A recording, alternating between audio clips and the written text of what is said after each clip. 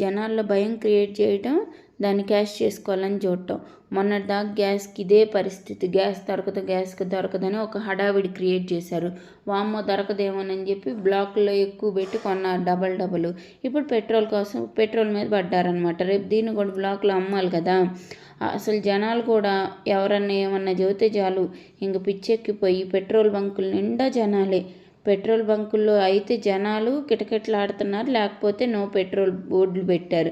అంతవరకు తీసుకొచ్చారు. దేశంలో ఎక్కడా లేదు. మరి హైదరాబాద్లోనే ఇలాంటి వాళ్ళు ఇలాగ ఎక్కువ అయిపోయారనమాట. దాన్ని డిమాండ్ క్రియేట్ చేసి కొంతమంది అంట బ్లాక్లో అమ్ముకోవడానికో మరి స్టోర్ చేసుకోవడానికో కానీ ఇంట్లో డిఫరెంట్ కంటైనర్లు స్టోర్ చేస్తున్నారంట. అయ్యా అసలే ఎండలు ఎక్కువగా ఉన్నాయి. దాని మీద ఏ నిప్పురవ్వ పడితే మొదటికే మోసం వచ్చిద్ది. మీరు దీని నుంచి ఏదో లాభపడాలనుకుంటుంటే మొత్తానికి నష్టం వచ్చిద్ది. జాగ్రత్తగా ఉండండి. మరీ ఎక్కువ అయితే ఇవ్వకుండా ఇంక మీ ఇష్టం.